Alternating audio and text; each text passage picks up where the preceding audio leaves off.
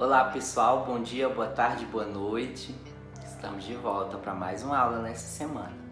Semana passada não foi possível a gente ter aula normal, foi a aplicação daquela avaliação diagnóstica do SISEDU, vocês estão lembrados, né? Na quinta-feira a gente fez aquela avaliação e não houve aula normal de nenhuma disciplina, foi só a aplicação da avaliação. Mas a gente já havia finalizado o capítulo 1, com todas as 4 fases do capitalismo. Só relembrando aqui, né, gente? Não vamos deixar de recapitular. Capitalismo comercial, capitalismo industrial, capitalismo financeiro monopolista e o capitalismo informacional. Nós estudamos as 4 fases. Essa semana seria, teoricamente, pessoal, essa e a próxima também.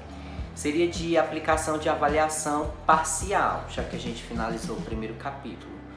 Porém, a orientação que nos foi repassada, que a nota da avaliação parcial será aferida apenas com base na avaliação diagnóstica que a gente fez lá no início, em fevereiro, não essa que vocês fizeram semana passada. Que essa que vocês fizeram recentemente foi só de português e matemática, mas a que a gente fez lá no início, que foi aquele provão que veio o pacotão de humanas, né, geografia, história, filosofia e sociologia.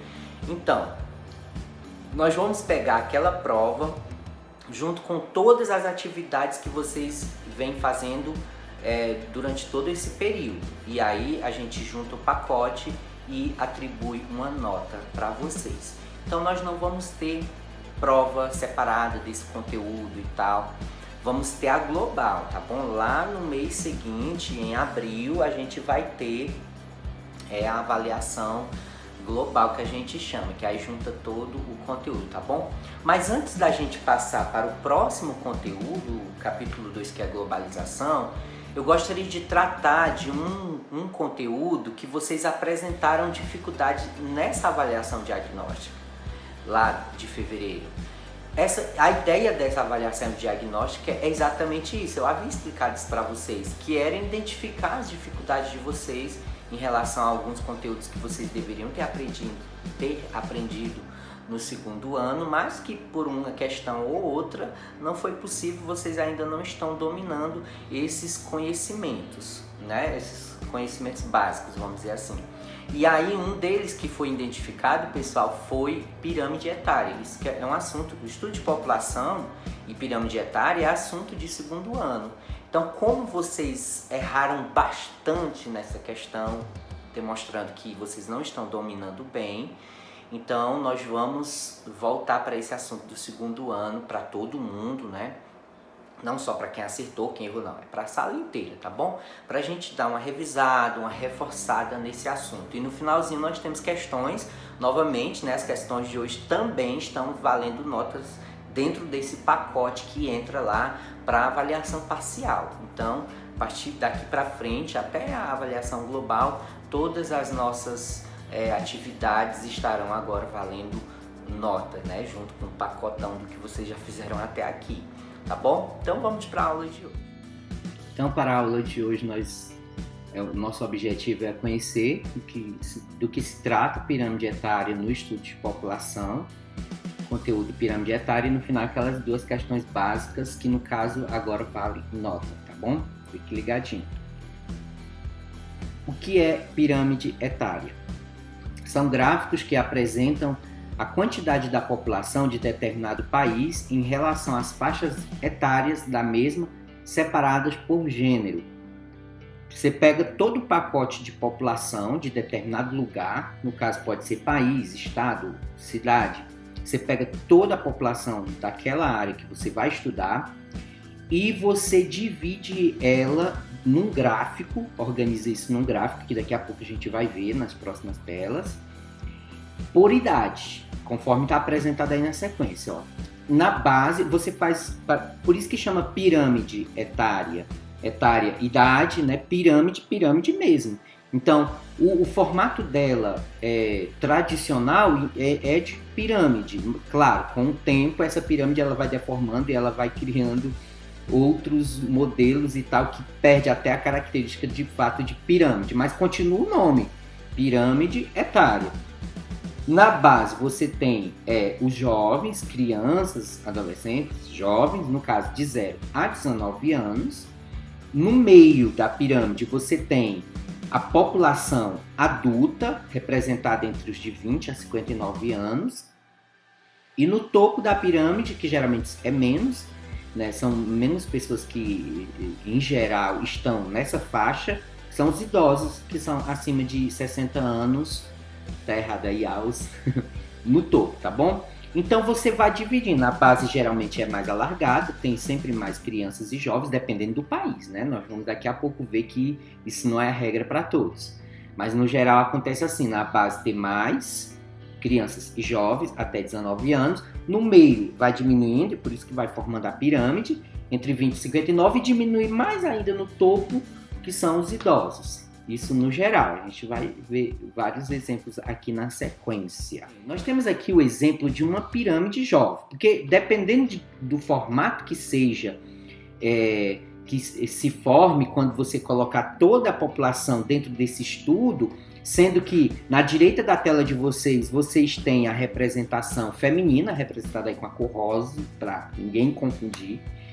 E na esquerda da tela de vocês têm a representação da população masculina, representada na cor azul. Então você tem na base uma réguazinha contabilizando aí a porcentagem da população, e na esquerda da tela tem outra régua com as idades. Tem pirâmides que colocam essa régua bem no centro, no meio, entre esses ladozinhos aí de rosa e azul, né, entre feminino e masculino, eles colocam a réguazinha bem no meio.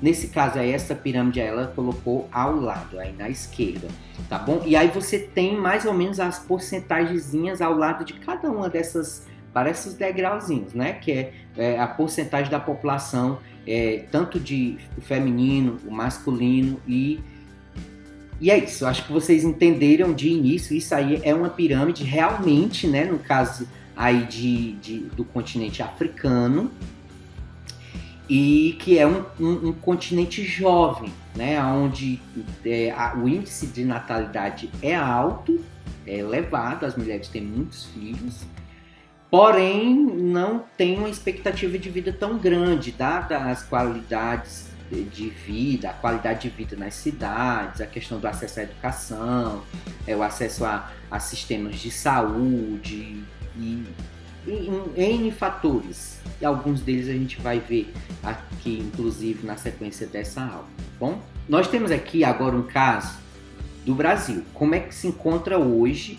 No caso, no último censo que nós temos aí, que é de 2010, outro censo já deveria ter sido feito no ano passado, em 2020, mas devido à pandemia não foi feito, né? Esses censos gerais, mais abrangentes, são feitos de 10 em 10 anos, mas o último que nós temos, então, é 2010, né? Esse censo mais abrangente. Então, o último dado que a gente tem é esse, e o Brasil estava nessa configuração. Veja que ele está perdendo a característica de pirâmide. Por quê? Porque as mulheres estão tendo cada vez menos filhos, né, para cada casal, cada mulher e tal, no período fértil, o índice de fertilidade está caindo, né, as mulheres estão tendo menos filhos, acesso a anticoncepcionais, acesso a mais educação também. A educação influencia muito nisso, o índice de educação, quanto mais a mulher estuda, o casal em geral, né, estuda, mas eles demoram a ter filhos, eles protelam, colocam para mais tarde essa questão da gestação, porque veem que o filho é caro, e tem a educação, e tem a saúde, tem não sei o que e tal. Então, geralmente, pais de filhos, casais, vamos dizer assim, casais mais estudados, com grau superior de formação, que desenvolve aí mais educação, vamos dizer assim.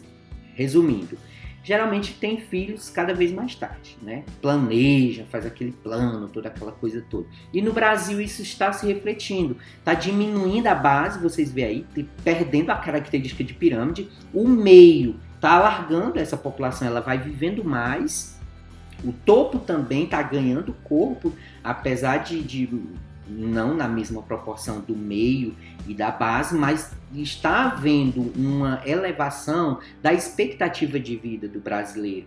A nossa expectativa de vida, digamos que era 65 anos, em décadas passadas, e agora nós estamos na casa dos 70, 75, beirando ali expectativa de vida de país de primeiro mundo, sei lá, Japão ou um país aí da Europa, qualquer, França e etc.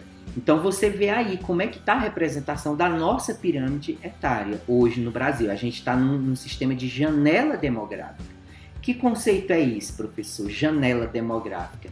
É o conceito aonde no crescimento populacional, nesse estudo de população durante os anos, tem as fases. Tem a fase em que o país é jovem, tem a fase em que o país é maduro e tem a fase que o país ele está envelhecendo.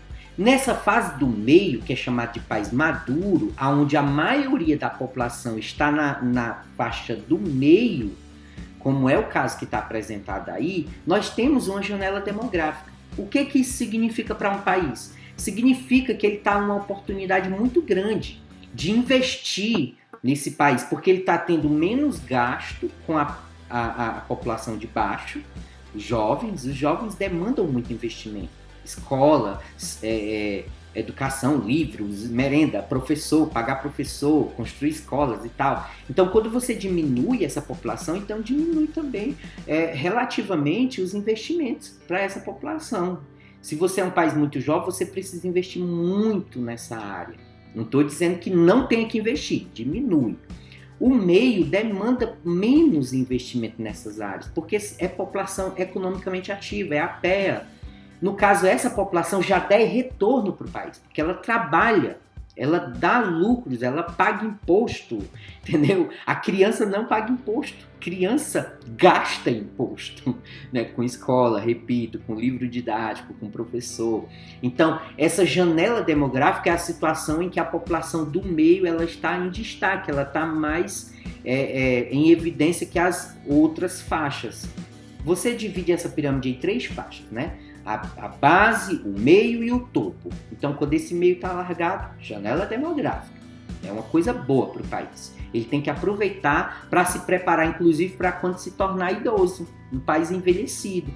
Que aí não vai ter tantas pessoas no meio trabalhando, pagando imposto, tem que pensar a questão de aposentadoria. A gente vai ver alguns desses pontos também na sequência.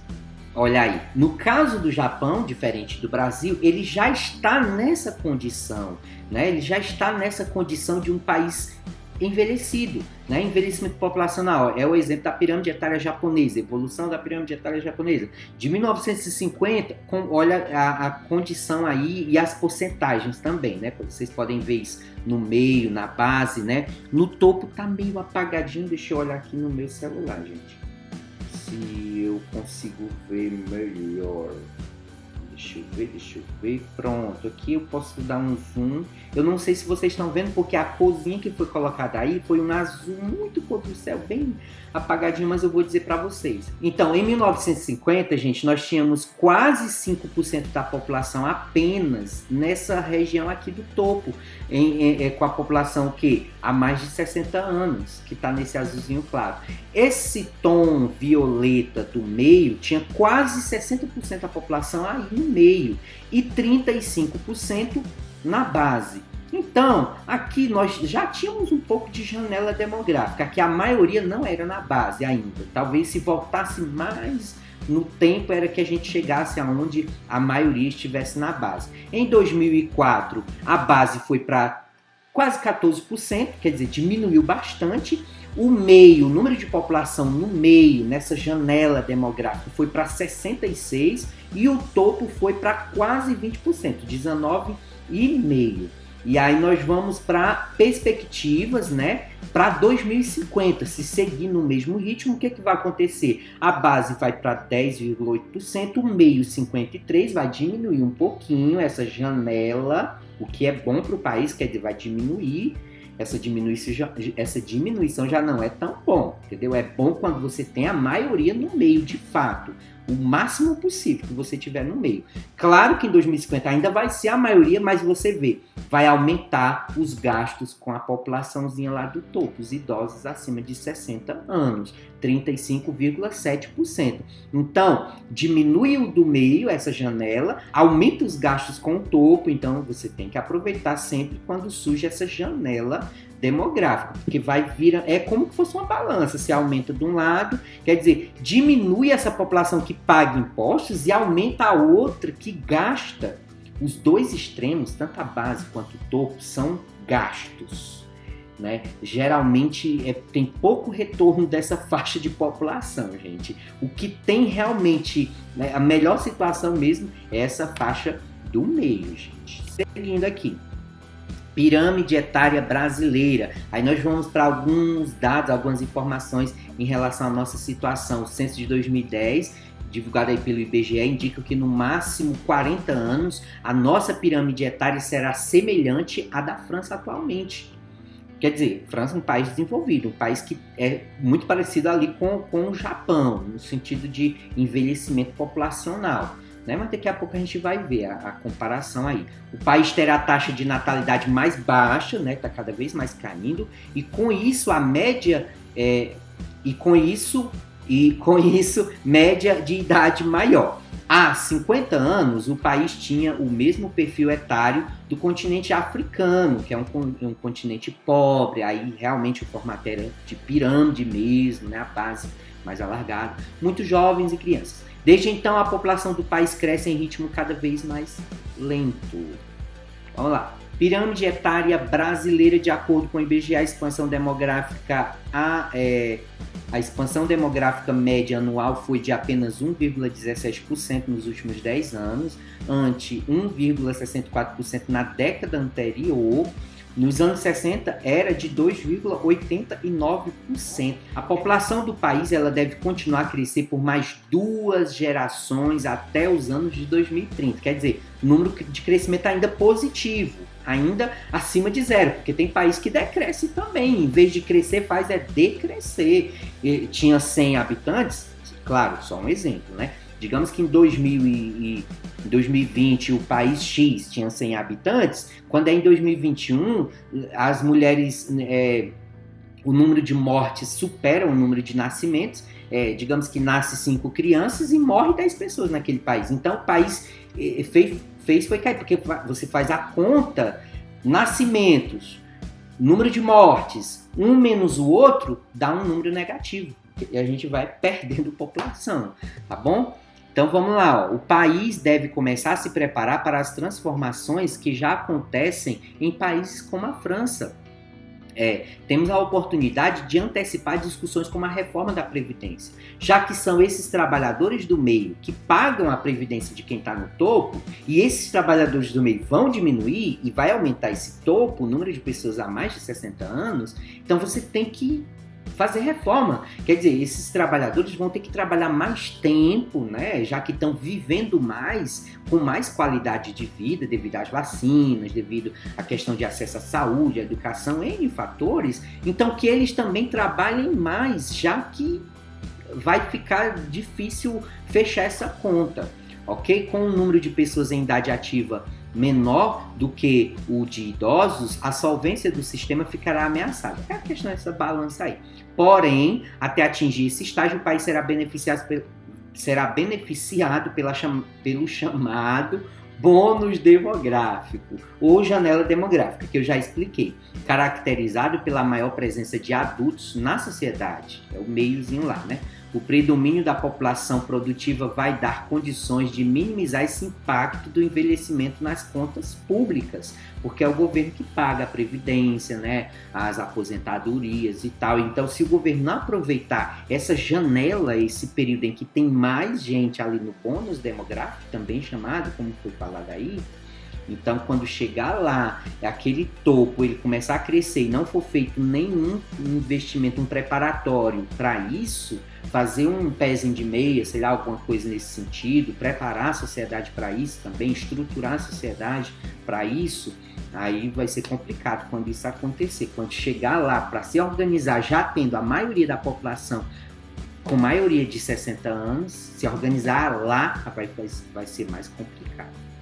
Então, aí nós temos essas pirâmides etárias relativas, comparando aí vocês podem dar uma pausa no vídeo, analisarem direitinho a cor azul, esse azul mais claro em cor do céu, é o Brasil nos anos de 1960, comparado com a pirâmide etária da África, que é esse azul mais escuro, em 2005, né?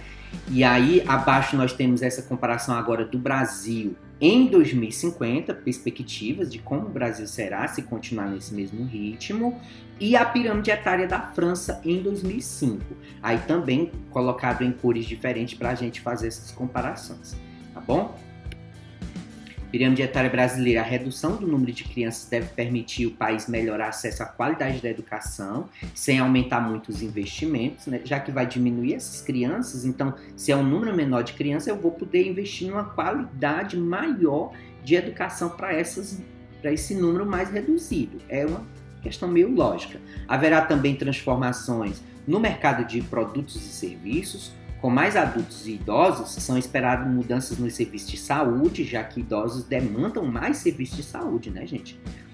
E na construção civil e até em questão de lazer. Construção das casas, as casas têm que estar adaptadas para receber essas pessoas mais idosas, e o lazer também voltado para essa terceira idade. O país vai ter cada vez mais idosos levando vida ativa, a economia vai ter que se adaptar às novas necessidades de consumo dessa população. Mais um gráficozinho para vocês estudarem, analisarem, né, a população do Brasil por faixa etária em milhões, né? Aí tem a comparação 2010 e as perspectivas para 2020. Esses dados aqui ainda não é de um censo consolidado, digo a vocês, né? Repito, não foi feito ainda esse censo, por isso que ele está com esse asterisco. Quer dizer, com o que foi aferido, levantado em 2010, levando em conta que continuaria o mesmo ritmo, em 2020 estaria assim. Quando sair o censo real, aí a gente vai ver se isso de fato aconteceu, tá bom? Aqui mais dados, a ideia, gente, é que vocês desenvolvam essa habilidade de estudar gráficos, dados, informações e tirar conclusões a partir desses dados, ok? Aí, se vocês quiserem, dá uma pausazinha, analisa, observa, compara. E é isso aí, pessoal. Eu não me detive tanto assim em cada um dos gráficos, em cada um dos dados, para não deixar a aula tão gigante que eu acho que já está de alguma forma, né? Então, pessoal, vamos ao nosso exercício. Espero que vocês tenham entendido este conteúdo, né? Revisando aí segundo ano, que vocês tenham dominado mesmo. Fiquem todos com Deus, um abraço e até a próxima.